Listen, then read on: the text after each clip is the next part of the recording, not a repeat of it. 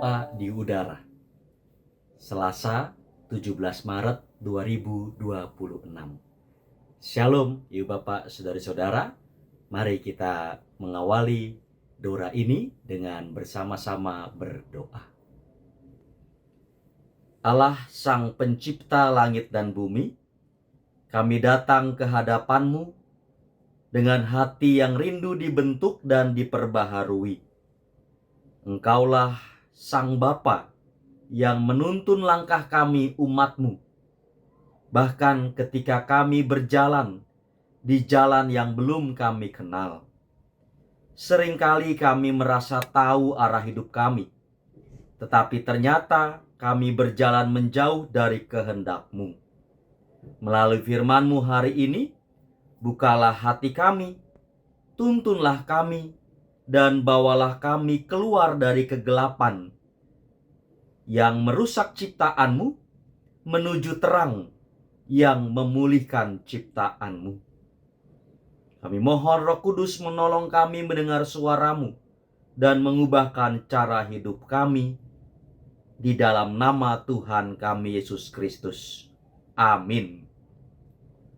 Ibu Bapak, Saudari-saudara, firman Tuhan yang akan kita renungkan bersama diambilkan dari kitab Yesaya, pasalnya yang ke-42, ayat 16.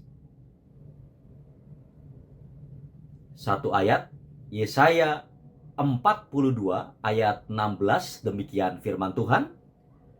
Aku mau memimpin orang-orang buta di jalan yang tidak mereka kenal, dan mau membawa mereka berjalan di jalan-jalan yang tidak mereka kenal.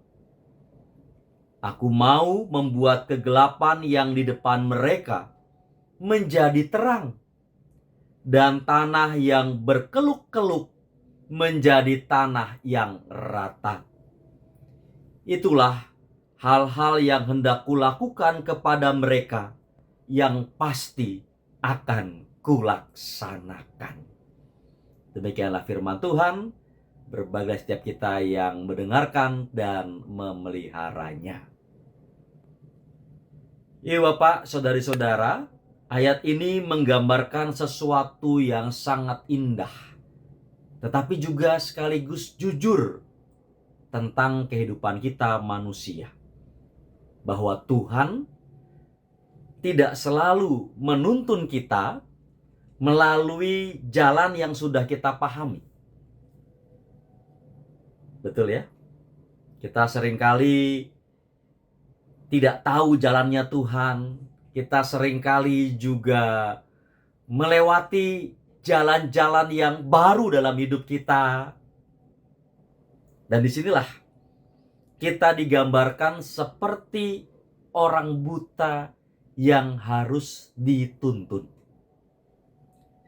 Gambaran ini sebenarnya cukup menantang. Karena apa?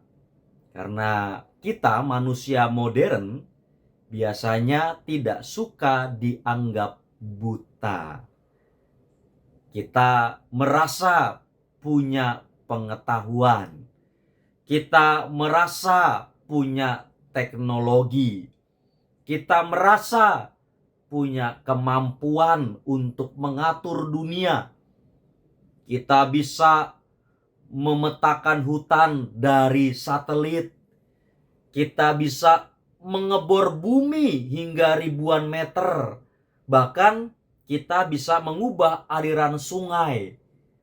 Gunung-gunung bisa kita ratakan, kita belah menjadi jalan. Tetapi justru di sini ada ironi yang sangat besar. Di tengah semua pencapaian manusia itu,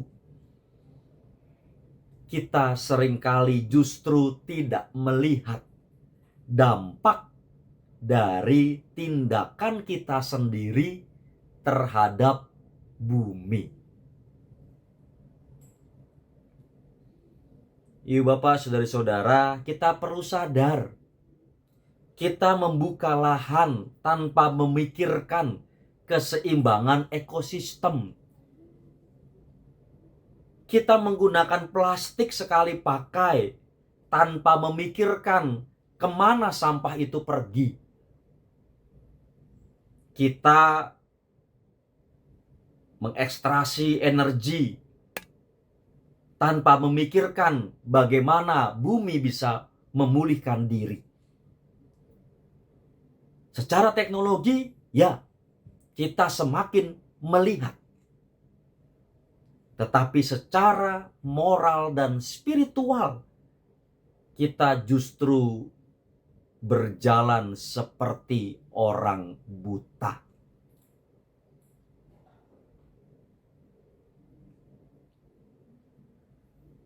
Masa Prapaskah adalah masa di mana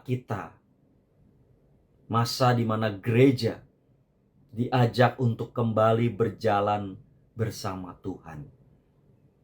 Pertobatan bukan hanya soal menyesali masa lalu, tetapi juga tentang membuka diri untuk dituntun ke jalan yang baru.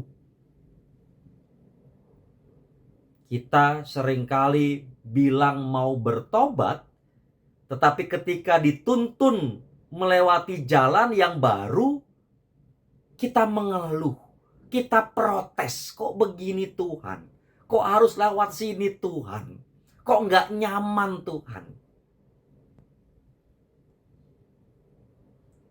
Dalam konteks krisis ekologis, saat ini Tuhan sedang menuntun kita ke jalan yang memang belum pernah kita tempuh sebelumnya.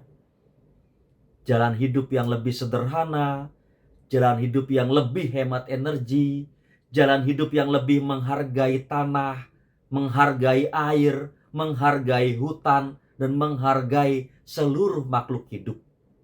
Bagi sebagian orang, jalan ini terasa asing, terasa baru.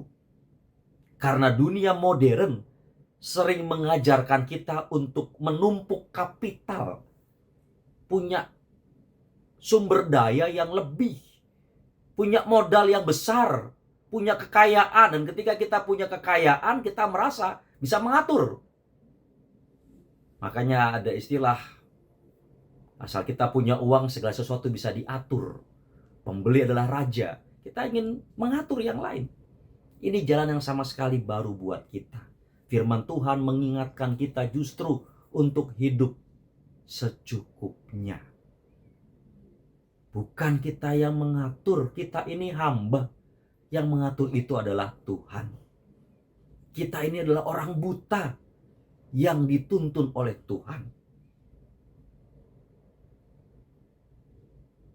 Mari, ibu bapak, saudari-saudara, kita mulai belajar mengubah cara hidup kita. Kita menyediakan hati, menyediakan diri kita untuk dituntun oleh Tuhan.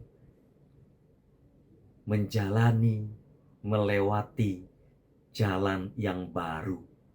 Lebih mencintai dunia ini dengan mau merawat dan memeliharanya. Dan kabar baik, Tuhan berkata dalam bagian akhir ayat ini, Ia akan membuat kegelapan menjadi terang, dan jalan yang berlekuk-lekuk, yang berliku-liku akan menjadi lurus. Itu artinya apa? Pertobatan tidak pernah kita jalani sendiri. Tuhan yang memimpin proses itu. Mari kita berjalan di jalan yang baru bersama Tuhan. Amin. Mari kita berdoa. Tuhan yang setia menuntun kami, umat-Mu. Kami bersyukur atas firman-Mu yang mengingatkan bahwa tanpa Engkau, kami mudah berjalan dalam kegelapan.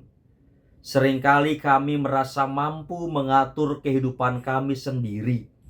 Tetapi ternyata kami tidak melihat kerusakan yang kami sebabkan terhadap bumi ciptaan-Mu. Di masa Prapaskah ini, tuntunlah kami seperti Engkau menuntun orang buta di jalan yang belum mereka kenal. Ajarlah kami berjalan di jalan yang baru, jalan hidup yang lebih bijaksana, lebih sederhana, dan lebih penuh kasih terhadap bumi. Jadikanlah kami umat yang bukan hanya mendengar firman-Mu, tetapi juga mewujudkannya dalam tindakan nyata yang memulihkan ciptaan. Terangilah langkah kami, luruskanlah jalan kami, dan pakailah hidup kami menjadi berkat bagi dunia yang Engkau kasihi. Dalam nama Tuhan Yesus kami berdoa. Amin.